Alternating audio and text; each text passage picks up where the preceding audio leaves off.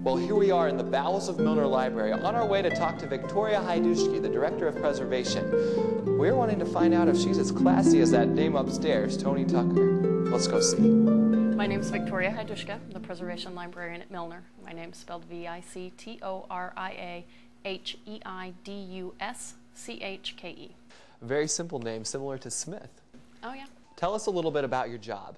Basically, it's my responsibility to make sure that everything in the library is in usable condition, whether that be a book, a pamphlet, a stuffed animal, a taxidermist specimen, a CD, a computer file, or even a balloon.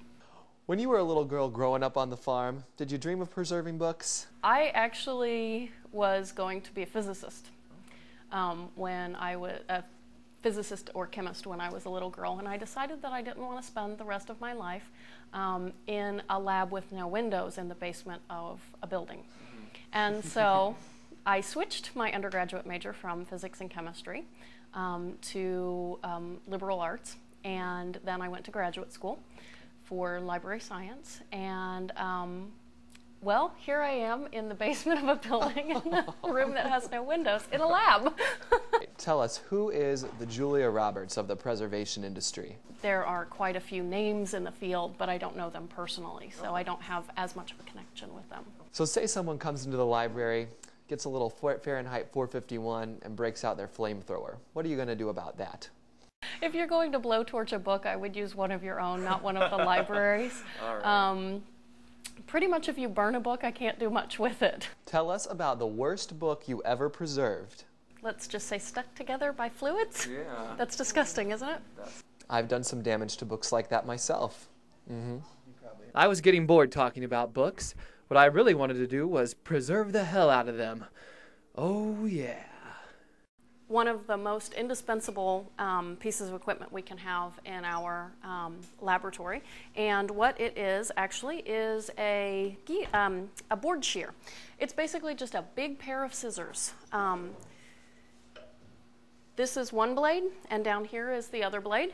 So it's like a pair of scissors with one fixed blade, and so it moves like this.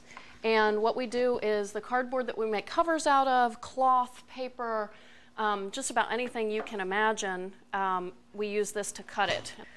The one thing that you really need to make sure you do is pull the blade towards you so that you get a good cut instead of getting something that frays the board or the cloth. You want a nice clean cut. Can I try? You can try. Okay. So push down on the pedal. Push down on the pedal to clamp, okay? And then Pull it towards me. pull it towards you and down at the same time. See? It's very easy. It is. Very easy. It is. Okay, let me... Is this a pretty standard piece of equipment It is. among all libraries? Well, among all conservation and repair facilities, yes. Small public libraries would not have something like this.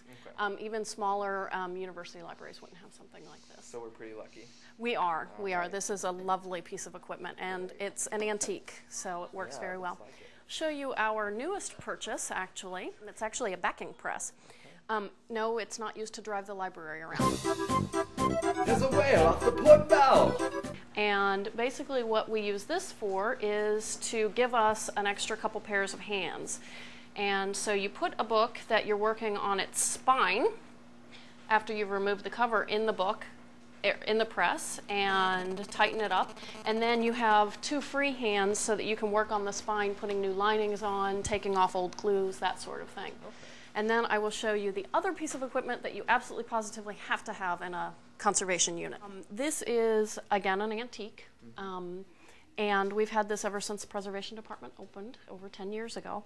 The thing that we do with this is once you get the cover on the book, you need to put it under weight. You need to press it so that the glue can bond, so that the cloth can bond to the board and the board can bond to the paste down, and everything can become a package.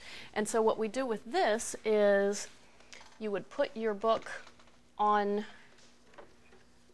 here under the press with your boards,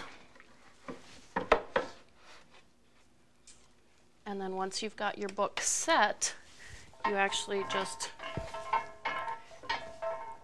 before Gutenberg created movable type in the 1400s, you basically wrote out the book by hand, and then you hand bound it, and the cover was actually part of the book. It wasn't separate, and you didn't really need anything like this. Okay. But once Gutenberg started mass producing, or the printing press started mass producing books, you needed a way to bind books much more quickly, and so... Well, we're pressed for time, so we'll be back after this.